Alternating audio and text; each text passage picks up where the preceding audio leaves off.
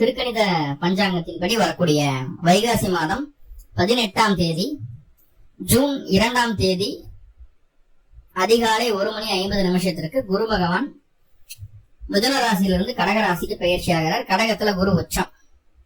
இந்த குரு பயிற்சியினால சிம்மராசி என்பவர்களுக்கு என்ன மாதிரியான பலன்கள் நடக்க காத்திருக்கு அப்படிங்கிற விஷயத்த அந்த பதிவுல பார்க்க போறோம். பாசிட்டிவ் நெகட்டிவ் ரெண்டுமே பார்த்துடலாம். நெகட்டிவ் ஏதாவது இருக்கு அப்படின்னா அதை எப்படி பாசிட்டிவா மாத்திக்கிறது, அதற்கான வழிபாட்டு முறைகள் என்ன, அதை எப்படி செய்யணும் அப்படிங்கிற எல்லா விதமான விவரங்களையும் விரிவா தெளிவா டீட்டெயில்டா அந்த பதிவுல பார்த்துடலாம். முதல்ல குரு பகவான் அப்படின்னு சொல்லக்கூடிய கிரகம் இது வரைக்கும் லாபத்துல, அதாவது 11ஆம் இடம் அப்படின்னு சொல்லக்கூடிய லாபஸ்தானத்துல அமர்ந்திருக்கிறார். 8ஆம் அதிபதி 11ல நல்ல விஷயம், 5 கூடையவர் 11ல அதுவும் இன்னும் கூடுதல் நன்மைதான். சோ அந்த நல்ல ஸ்தானத்துல அந்த குரு இருந்துட்டு இருந்தது. சோ நம்ம எல்லாமே நம்மளுக்கு ஓகேவா இருந்துட்டு இருக்கு, ஒன்னும் பிரச்சனை இல்லை அப்படிங்கிற ஒரு மனநிலைமையை அந்த குரு கொடுத்திருப்பாரு. ஈவன் உங்களுக்கு அஷ்டமச்சனி ஆரம்பிச்சதுக்கு அப்புறம் கூட நிறைய பேர் தொழில் துவங்கி இருப்பீங்க. அஷ்டமச்சனி ஆரம்பிச்சா பொதுவா தொழில் அடிபட்டு இருக்கணும், தொழில் டவுன் ஆயிருக்கணும், இன்வெஸ்ட்மெண்ட் பண்ண காசு லாஸ் ஆகணும், கொஞ்சம் ஸ்ட்ரகிள்ஸ் சந்திக்கணும் அப்படின்ற அமைப்புகள் எல்லாம் இருந்திருக்கும். அதையெல்லாம் தாண்டி சிம்மம் ஏதோ ஒரு வகையில தொழில அடுத்த கட்டத்தை நோக்கி நகர்வதற்குண்டான வேலையை அந்த 11ஆம் இடத்து குரு செஞ்சிருப்பார். இப்ப அந்த குரு உங்களுடைய ராசிக்கு 12ஆம் இடத்துக்கு பயிற்சி ஆகிறார். 12ஆம் இடம் அப்படிங்கிறது கடக ராசி. எங்க குரு உச்சமடையுது. உச்சமடையக்கூடிய குரு அதிசாரத்துல ஐப்பசி மாசம் 14ஆம் தேதி 31/10/2026 அன்னைக்கு உங்களுடைய ராசிக்குள்ளேயே வந்து அமர்றார், சிம்மத்துக்குள்ள. எகைன் அவர் வக்ரம் பெற்று வக்ர பயிற்சியா தை மாசம் 10ஆம் தேதி 25/1/2027 அன்னைக்கு எகைன் கடகராசிக்குள்ள பயிற்சி ஆகிறார்.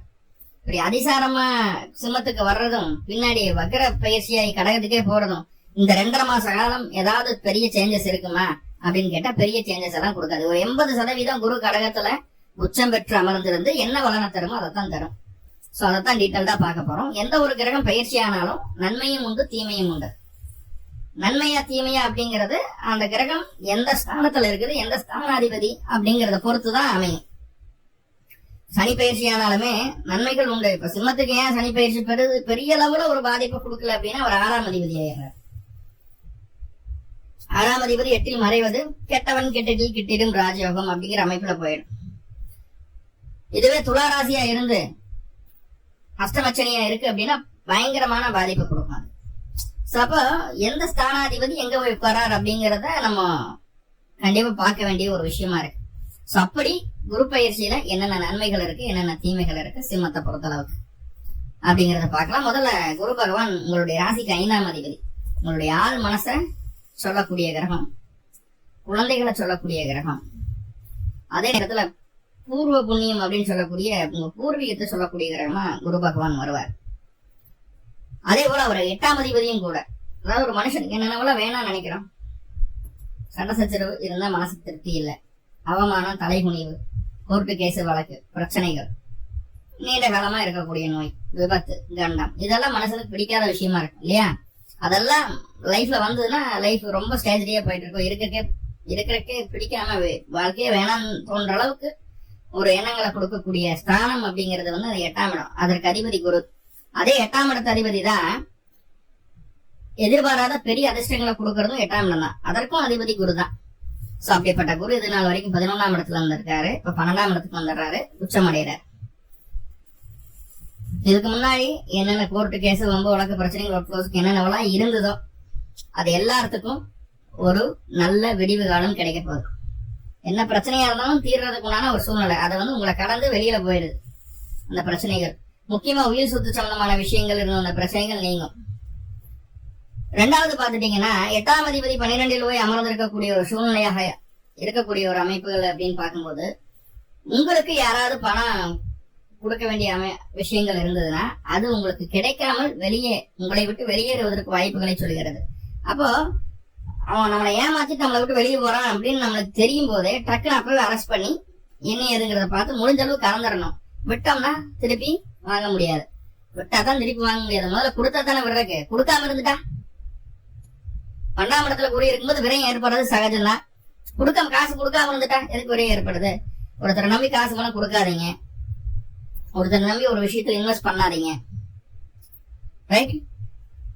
எப்பவோ நடந்த பிரச்சனைகளுக்கு இப்போ நம்ம கிட்ட வருவாங்க, முன்னாடி நீ அப்படி எல்லாம் பண்ணியாமா, இது வரைக்கும் 8 கோடி 11 வந்தாரு எவனும் கேள்வி கேட்டிருக்க மாட்டான். இப்ப 12க்கு வர்றாரு, கேள்வி கேட்பாங்க. நம்மளோட பிரச்சனைகள் எல்லாம் என்னென்ன அப்படிங்கறது டீட்டெயிலா தெரிஞ்சுட்டு நம்மகிட்ட கேள்வி கேட்க வருவாங்க. அப்ப நம்ம என்ன பண்ணணும், சரியான பதில ரெடி பண்ணி வச்சிருக்கணும். இல்ல முன்னாடி அந்த தெரிஞ்சே தவறு பண்ணிருந்தீங்கன்னா ஆமான் ஜாமீன் ஒத்துக்கிட்டு அடுத்த வேலையை பார்த்துட்டு போயிட்டே இருக்கணும். நீ பிடிவாதம் பிடிச்சீங்கன்னா கை காசு கண்டிப்பாக செலவாகும். தொழில் ரீதியா ஆல்ரெடி அஷ்டமச்சனியினுடைய பாதிப்பை இந்த குரு பகவான் நீக்குவாரா மாட்டாரா அப்படின்னா 200% நீக்குவார். வேலையில இருந்து இந்த டென்ஷன், பிரஷர், க்ளோஸ்க்கு எல்லாமே ஃப்ரீ ஆகும். ஒரு இடத்த விட்டு இன்னொரு இடத்துக்கு மூவ் ஆன் பண்றது, வேலையை பொறுத்தவரை ஒரு இடத்துக்கு விட்டு இன்னொரு இடத்துக்கு மூவ் ஆன் பண்றது, நம்மளுடைய வேலைக்கு செய்யக்கூடிய திறனை பார்த்துட்டு நம்மளுக்கு இன்னொரு ப்ரமோஷன் கொடுக்கறது, ஒரு சம்பள உயர்வு கொடுக்கறது, இடமாற்றத்தோட ஒரு ப்ரமோஷன் கொடுக்கறது, இதெல்லாம் நம்மளுக்கு கிடைக்கிறதுக்கு வாய்ப்புகள் உண்டு. வேலையில இதெல்லாம் செய்யணும், இதெல்லாம் செய்யக்கூடாது அப்படிங்கிற ஒரு தெளிந்த அறிவை இந்த காலகட்டம் நீங்க பெறுவீங்க. ஒரு அறிவு, ஒரு நாலேஜ் நம்மளுக்கு கிடைக்குதுன்னா கஷ்டப்படாம கிடைக்காது இல்லையா? சைக்கிள் ஓட்டுறது எப்படி கத்துக்கிட்டீங்க? கீரை உளுந்து குரங்க பெடல் போட்டு அப்புறம் தான் கத்துக்கிட்டீங்க. அதே போல அந்த தொழில் சார்ந்த ஒரு அனுபவம் உங்களுக்கு கிடைக்கணும்னா நிறைய இழப்புகளும் இந்த குரு பயிற்சியில உண்டு.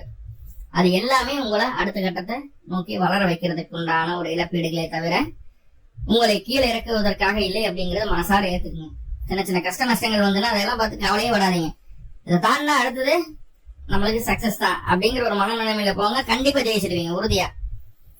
ஏன்னா குரு அடுத்து உங்க ராசிக்குள்ள வந்து அமர்றதுக்குள்ள தொழில் சார்ந்த விஷயங்கள் எல்லா வித்தைகளையும் கத்துக்கிறதுக்கு உண்டான வாய்ப்புகளை ஏற்படுத்தி கொடுக்கக்கூடிய குரு அதை சரியா பயன்படுத்திக்கும் வைக்கும்.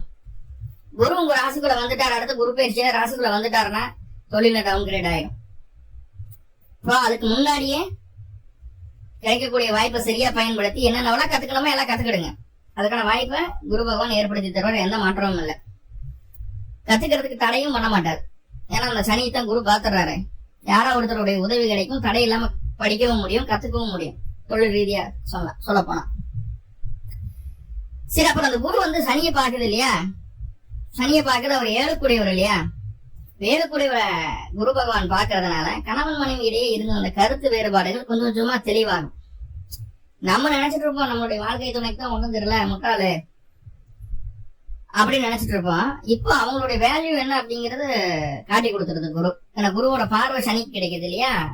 சனி என்ன பண்ணுவாரு, அவருடைய சுயரூபத்தை வெளிப்படுத்துவாரு, நல்ல விதமா வெளிப்படுத்து. ஏன்னா குரு பார்வை நல்ல விதமா வெளிப்படுத்துவார். அப்பதான் நம்மளுக்கு புரியும், ஓ இப்படியா செய்தி, நம்ம தான் வந்து புரிஞ்சுக்காம எல்லாம் நடந்துக்கிட்டோம் அப்படின்னு சொல்லி ஒரு ரியலைஸ் பண்ண வைக்கும். உங்களுடைய வாழ்க்கை துணை மீது உங்களுக்கு இருந்த அபிப்பிராயத்தை மாற்ற வைக்கும். அது ரெண்டாவது என்ன, பிசினஸ் பார்ட்னர்ஷிப்ல நிறைய ஸ்ட்ரகிள்ஸ் இருந்திருக்கும். நிறைய பேர் வந்து தொழில விட்டு போயிருப்பீங்க, பார்ட்னர் சரியில்லை, ஏதாவது ஒரு காரணம் காட்டி வெளியில வந்திருப்பீங்க. மீண்டும் அந்த பார்ட்னரோட ரீஜாயின் பண்றதுக்கான வாய்ப்புகளை சொல்லுது. நிறைய சிம்மராசி என்பவர்களுக்கு திருமணமாகாம இருக்குது அப்படின்னா இந்த காலகட்டம் திருமணத்திற்கு உண்டான வாய்ப்பினை குரு பகவான் ஏற்படுத்தி தருவார். என்ன சொந்த பந்தத்துல கிடைக்காது, ஒரே கேஸ்ட்ல கிடைக்காது, வேற உறவுகள்ல வேற கம்யூனிட்டியில தான் வாய்ப்புகள் உண்டு. ஆனா உங்களுக்கு தகுந்த துணையா இருக்கும். அது மாற்றமில்ல. சின்ன குறைவு, பொதுவாகவே சிம்மராசினாவே குறைபாடு இருக்கும் வாழ்க்கை துணைக்கு. சின்ன சின்ன குறைபாடுகள் இருக்கு, அதை அக்செப்ட் பண்ணிக்கங்க. கண்டிப்பா நல்ல ஒரு வாழ்க்கை துணை அமையறதுக்கும் வாய்ப்புகளை சொல்றது 12ஆம் இடத்த குரு. இங்கடா 12ஆம் இடத்துல இருக்கக்கூடிய குரு எப்படா கல்யாணத்தை நடத்த வைக்கணும்னா, அவர் நின்ன ஸ்தானம் அயன சயன போகஸ்தானம். அப்புறம் அதிக பயணத்தை கொடுக்கணும், சயன சுகத்தை கொடுக்கணும். அதாவது கணவன் மனைவி ஒண்ணு சேர்ந்து அனுபவிக்கக்கூடிய சயன சுகத்தை கொடுக்கணும். பண்ணல இருக்க குரு என்ன பண்றாரு, 4ஆம் இடத்தையும் பாக்குறாரு. சுகத்தை கொடுக்காம போகக்கூடாது, சுகத்தை கொடுப்பாரு. ரைட். அப்ப கணவன் மனைவி பிரிஞ்சிருந்தா கூட சேர்த்து வச்சிருவார். அந்த லெவல்ல தான் அந்த குருவினுடைய அமர்வு இருக்கு. ரைட். குரு அப்படின்னு சொல்லக்கூடிய கிரகம் 5ஆம் அதிபதியாகி 12ல் இருப்பதால் குழந்தைகளுக்காக தேவையில்லாம செலவு செய்ய வேண்டாம். நான் நீச்சல் கத்துக் கொடுக்குறேன், புதுசா ஆக்டிவிட்டிஸ் கத்துக் கொடுக்குறேன் அப்படின்னு சொல்லி எங்கேயும் போய் சேர்த்த வேண்டாம். மியூசிக் கிளாஸ் சேர்த்து விடுறேன் அப்படின்லாம் போய் குழந்தைகளை கொண்டு போய் சேர்த்த வேணாம். அந்த காசு தண்டம் தான்.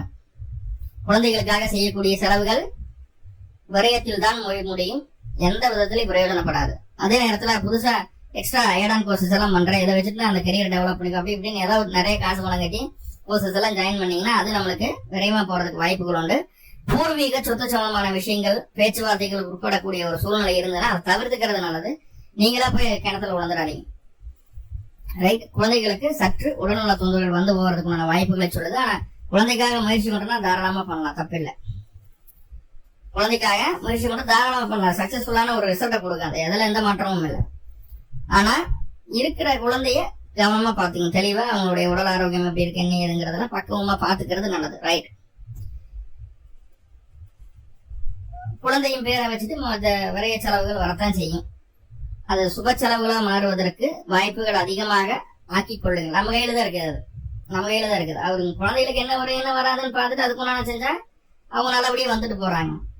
அதை விட்டுப்போடு உன் சர்வத்துக்கு உங்க குழந்தைய நடத்தணும்னு நினைச்சீங்கன்னா அதனால நஷ்டம்தான் ஆகும். ரெண்டையும் பாத்துக்குங்க.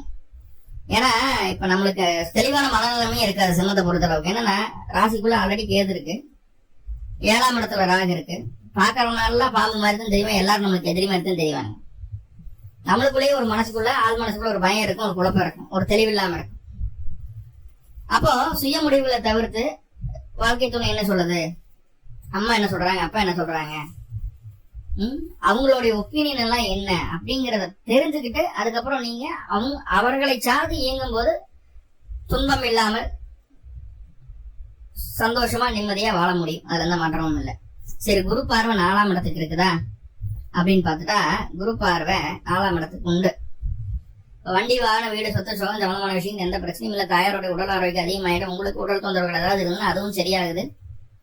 நிறைய பேருக்கு வண்டி வாகனம் வாங்குறதுக்குன்னு யோகத்தை கொடுத்துருக்கு. ஆல்ரெடி வாங்கியிருப்பீங்க, எனக்கு தெரிஞ்சு ஆல்ரெடி வண்டி வாகனம் வாங்குறதுக்குன்னு யோகத்தை கொடுத்துருக்கணும். எனக்கு குரு அங்க இருந்தாலுமே அந்த பேசி செய்யறதுக்கு ஒரு மாசம் 2 மாசத்துக்கு முன்னாடி அதுக்குண்டான சூழல்களை ஏற்படுத்தி இருக்கும். நிறைய பேர் தொழில் ஆரம்பிச்சிருப்பீங்க, தொழில் இன்வெஸ்ட்மெண்ட் பண்ணிருப்பீங்க, அதெல்லாம் உண்டு. 3வதா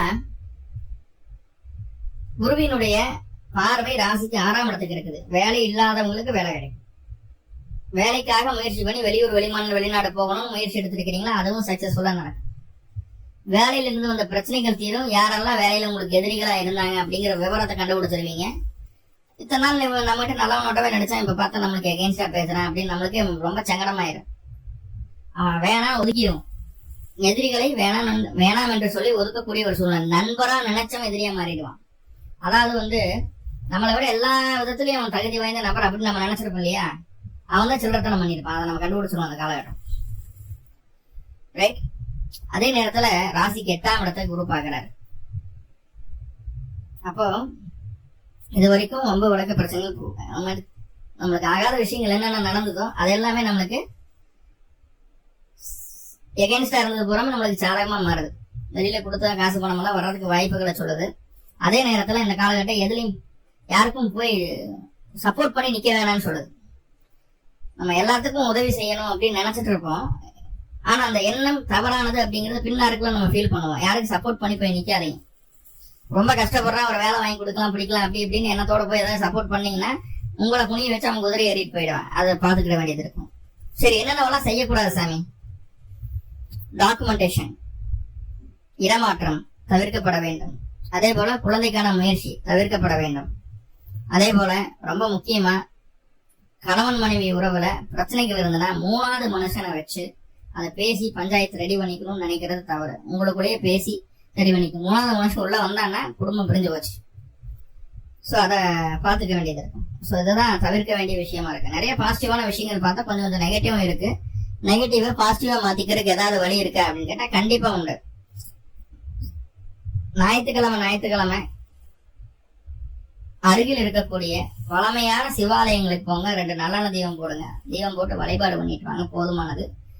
சிம்மத்திற்கு இருந்த பிரச்சனைகள் எல்லாமே நீங்க அஷ்டம சனி, ஜென்ம கேது, 7ஆம் இடத்து ராகு, இந்த மாதிரி எல்லா பிரச்சனைகளும் நீங்கி குரு பயிற்சி உங்களுக்கு சுபிட்சமான ஒரு வாழ்க்கையை கொடுக்கணும்னா அந்த வழிபாடை செஞ்சுட்டு வாங்க. மேலும் உங்களுக்கு நல்லதெல்லாமே நடக்கணும்னு சொல்லி எல்லாம் பல பரம்பொருளை பிரார்த்தனை பண்ணிட்டு இந்த பதிவை முடிச்சுக்கிறேன். நன்றி நண்பர்களே, நன்றி. வாழ்வளமுடன். தெரிஞ்சுட்டு